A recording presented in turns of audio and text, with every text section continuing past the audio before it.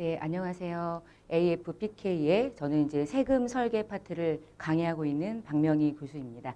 자, 반갑습니다. 자, 세금 설계는 여러분이 살아가면서 한 번 평생 여러분이 경험하게 되는 일인데 특히 이제 재무 설계 파트에서 세금 설계와 관련된 부분이 어떻게 시험 문제로 출제가 되고 있고 어떤 공부를 하며 이번 시간에는 전반적인 조세, 전반적인 내용을 같이 살펴보도록 하겠습니다. 자, 이제 보시면은 우리가 이제 재무 설계라고 하는 토탈 전체 범위 안에서 요 세무 설계라고 하는 게 한 꼭지를 차지해요. 근데 여러분이 재무라고 하는 게 돈이죠. 그러니까 돈과 관련된 게 돈이 많아요. 돈이 많으면 결국적으로는 돈이 많다는 얘기는 부담해야 될 세금도 많다는 건데 어떻게 하면 세금을 제대로 내가 좀 손해보지 않고 잘 낼 수 있을까? 근데 그걸 세무와 관련된 걸 자문한다기보다 여러분이 공부하는 이 재무 설계 파트에서는 그 세금이 얼마가 나가면 얼마의 재무가 내 수중에 내 주머니에 들어올 수 있는지 이런 것들을 전반적인 내용을 설계한다고 생각하시면 되고요. 그래서 재무 설계 파트 안에 있는 이 파트가 이제 세무 설계인데 재무 설계는 세금과 관련된 문제가 매우 밀접하게 연관되어 있고요. 자, 교재 9페이지를 보시면서 따라오시면 되겠습니다. 그래서 재무 설계에서는 결국 세무와 관련된 이 세금 설계가 매우 중요한 요소 중에 이제 하나가 되는 거죠. 그게 다는 아니고요. 앞에서 공부했던 여러 가지 과목들이 아주 중요하고요. 그중에 결국은 이 모든 것들이 세금으로 이어지니까 세금과 관련된 설계도 재무 설계사가 하는 기본적인 역할에 해당된다는 뜻이고요. 일단 세금이 무엇인지를 알아야 되겠네요. 그렇죠? 재무 설계를 하는데 이 세금이 뭔지, 왜 내는지, 언제 내는지, 얼마 정도 세금을 부담하게 되는지 세무사는 아니지만 기본적인 내용들을 인식할 수 있어야 되니까 그런 것들을 여러분이 이제 시험 문제로 출제되는 거고요. 그리고 재무설계사가 세금과 관련된 전문가를 말하는 게 아니에요. 그거는 세무사가 되거나 회계사가 되면 돼요.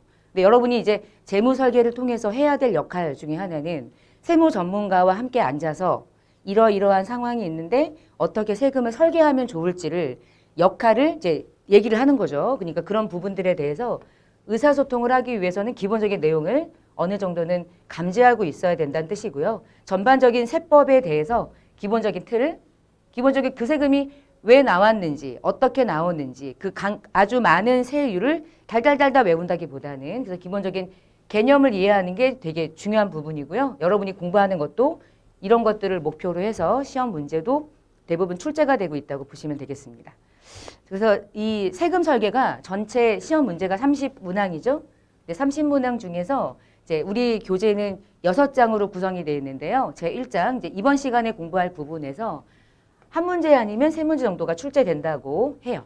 그리고 이제 교재 안에 나와 있는 내용들을 보시고 그다음에 제 2장은 소득세가 무엇이고 어떻게 과세가 되며 특히 종합소득세 우리 관심 많은데 종합소득세와 관련된 부분이 조금 집중적으로 많이 나오고요. 제 2장에서 제일 많은 문제가 이제 출제가 되는 경향을 띠고 있습니다. 그 다음에 제 3장에서는 재무설계사가 가장 많이 만나는 자 중에 하나가 이제 개인사업자예요. 그럼 개인사업자도 있고 법인사업자도 있겠지만 그들이 사업해서 얼마를 버는지 얼마만큼의 세금을 부담하게 되는지 기본적으로 좀 내용을 알고 가면 좋겠다. 틀을 이해하면 좋겠다라고 하는 부분에서 5문제 또는 7문제 정도가 출제되고 있고요.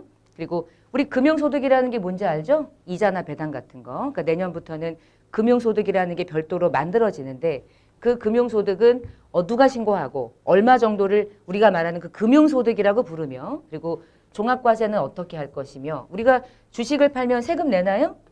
세금 내는 사람들이 있죠. 대주주. 그리고 시장에서 거래하지 않은 시장 외 거래들, 비상장 주식들. 그런 주식은 또 세금 낸단 말이에요. 양도소득세로 그 세금은 또 얼마만큼을 내는지 4문제 또는 7문제. 자, 제 5장에서는 별도 이제 부동산 파트를 따로 구분해서 개개인들 요즘에 뭐 부동산 투기 많이 하죠. 그러니까 뭐 의도가 어떻든 부동산을 샀을 때 얼마 세금 내니, 부동산을 갖고 있으면 얼마 세금 내니, 무슨 세금 내니, 마지막에 부동산을 팔면 양도할 때 얼마 세금 내니, 몇 년 보유하면 얼마만큼 세제 혜택 받니, 뭐 이런 거 공부하시는 거고 마지막 6번째는 우리가 이제 오래 살아요. 기대 수명이 아주 연장이 많이 됐죠. 그래서 오래 살아. 오래 사니까 노후가 길어. 노후가 길면 돈을 눅눅하게 들고 있어야 돼. 그래서 노후와 관련된 부분에서 어떠한 소득이 내 노후를 보장해 줄 수 있을 것이며 소득이 많은데 막 세금 엄청 내면 또 안 되잖아요. 그래서 그와 관련된 재무 설계 중에 나중에 이제 명예퇴직하면은 뭐 퇴직금 받죠? 그 퇴직금과 관련된 거. 퇴직금 요중에 한 번에 안 받죠? 연금으로 수령하죠? 국민연금도 유한해 있고요. 그리고 보험과 관련해서 나중에 보험을 불입하고 나중에 보험이 일단 다 내가 납입하게 되면 보험금을 수령하게 되는데 그 보험금을 수령할 때 세금을 내냐 안 내냐? 세금을 안 내는 것으로 보험을 가입하면 많은 보험금을 수령하더라도 세금을 덜 내겠죠. 그러니까 그런 부분들도 매우 노후에서는 좀 중요할 수 있겠네요. 노후가 아니면은 보험금 받을 일이 거의 없잖아. 보험금을 내고 있겠지. 보험료를. 그래서 각각의 파트마다 각각의 문제들이 이렇게 출제가 되니까 지금 이번 시간에 공부할 파트가 제1장이고요. 제1장에서는 문제가 많이 나오진 않아요. 그러니까 많이 나와봤자 한 3문제가 나올 것 같고 기본적으로 나올 것들이 상당히 사실은 뻔해요. 그래서 여러분이 교재를 보시면 이 세금 설계 말고도 그 앞부분에 많은 과목들이 있습니다. 그리고 시험이라는 게 달달달 외워야 되긴 하는데 우리 세금 설계에서는 너무나 많은 시간을 할애하지 않더라도 조금 집중적으로 너무 어려운 거는 과감하게 좀 버리실 필요도 있기는 해요. 설명은 드리지만 그래서 외울 수 있는 것들은 정확하게 외워둬서 시험 문제가 나왔을 때 정확하게 일단 풀어낼 수 있게 그렇게 이제 진도를 나갈 계획이고요.